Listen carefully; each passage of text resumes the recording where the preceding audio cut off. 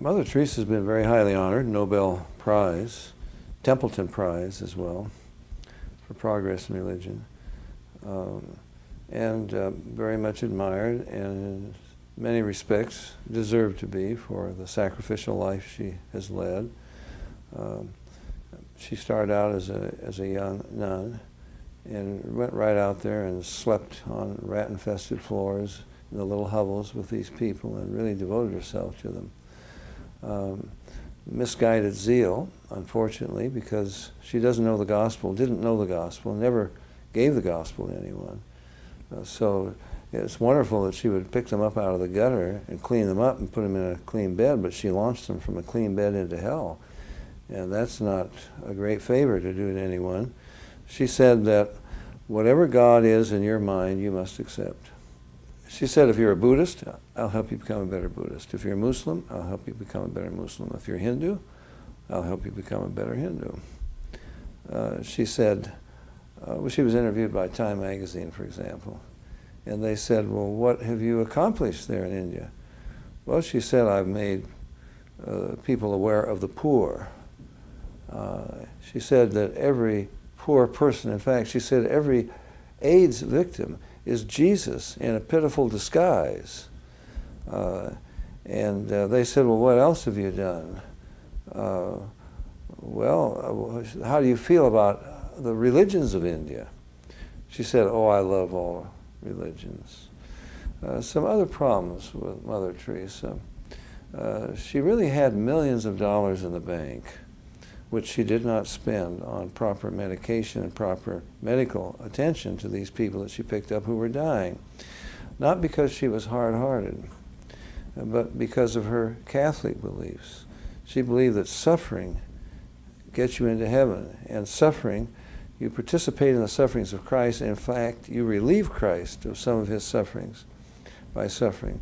So, for example, in San Francisco, they gave Mother Teresa a very nice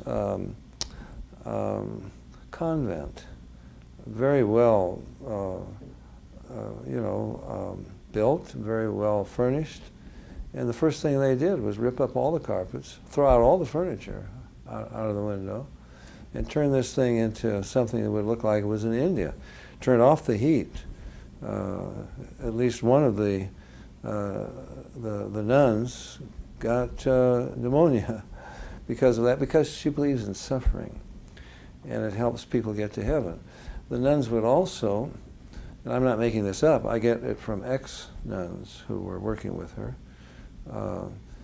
they would put a damp cloth, ostensibly to cool the feverish brow of a dying person, and mutter under their breath a baptismal formula to baptize them into the Catholic Church, because baptism is the key. It's the entrance into the kingdom of God.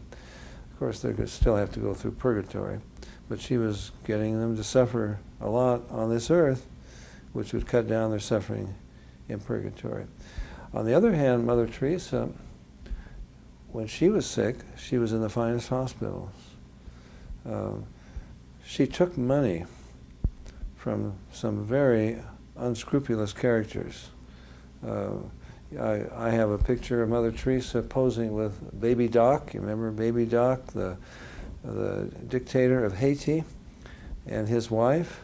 And when she was there visiting them, she praised them for their care for the poor. Well, they had to flee from Haiti with their millions. Otherwise, the people were rising up against them. They were evil. She took over $1 million, accepted over $1 million from Charles Keating.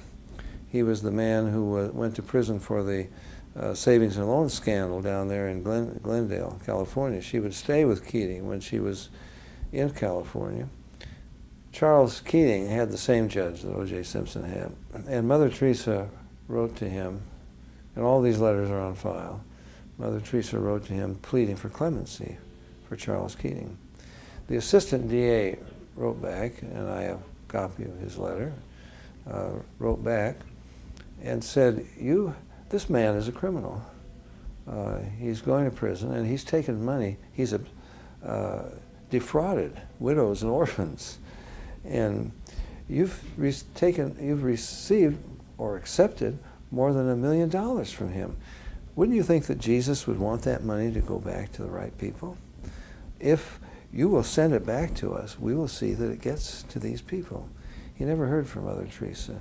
Now, about 4 or 5 years later, I wrote about this in one of my books, and before I would publish it, I contacted him again, the assistant DA, and I said, have you yet heard from Mother Teresa? And I have in my files, the letter that he wrote back saying, no, he had not heard from Mother Teresa. She never returned the money. So there are some real problems with Mother Teresa. On the one hand, she seemed to sacrifice, but there seemed to be some ulterior motives for doing this as well.